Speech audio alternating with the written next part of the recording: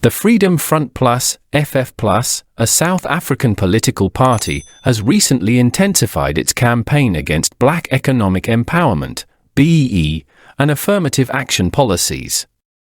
These policies, which were introduced post-apartheid to redress historical inequalities, have been a point of contention in South African politics for years. The FF Plus argues that these measures are no longer necessary and are, in fact, detrimental to the country's economic growth and social cohesion.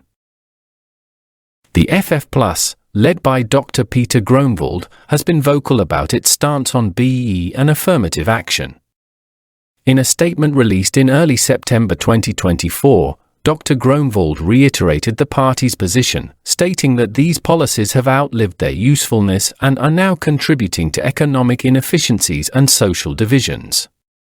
He cited various studies and reports to support his claims, including a 2023 report by the South African Institute of Race Relations, SARE, which suggested that BEE policies have not significantly improved the economic status of the majority of Black South Africans.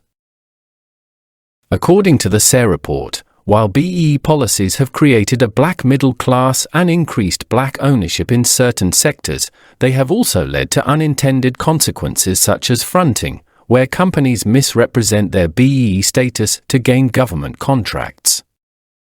The report also highlighted that unemployment among Black South Africans remains disproportionately high, with the official unemployment rate standing at 33.9% in the first quarter of 2024, compared to 7.8% for white South Africans.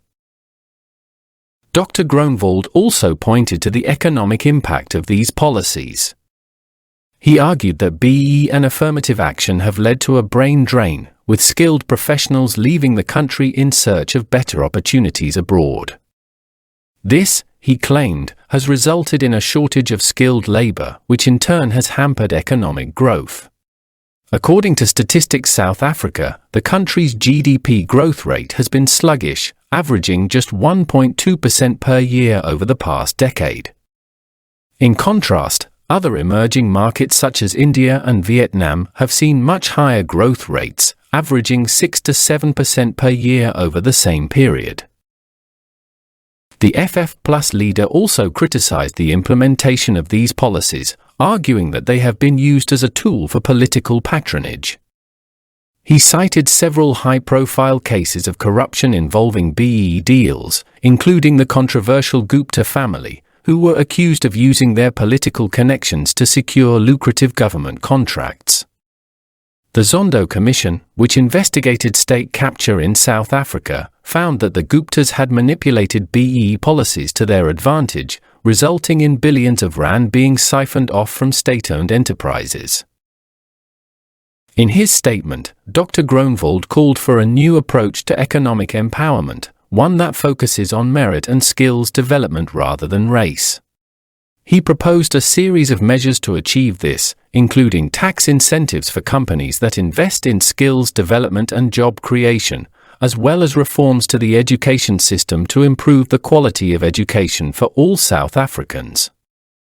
He also called for the establishment of a national skills database to match job seekers with employers, and for the government to provide targeted support to small and medium-sized enterprises, which he argued are the backbone of the economy.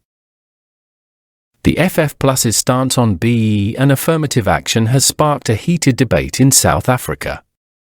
Supporters of these policies argue that they are still necessary to address the deep-seated inequalities that persist in the country. They point to the fact that, despite the progress made since the end of apartheid, Black South Africans still face significant barriers to economic participation. According to the World Bank, the Gini coefficient, a measure of income inequality, remains one of the highest in the world at 0.63. Critics of the FF Plus's position also argue that the party's proposals would do little to address the structural inequalities that underpin the South African economy. They point out that without affirmative action, many Black South Africans would continue to be excluded from economic opportunities. They also argue that the focus should be on improving the implementation of BEE policies, rather than scrapping them altogether.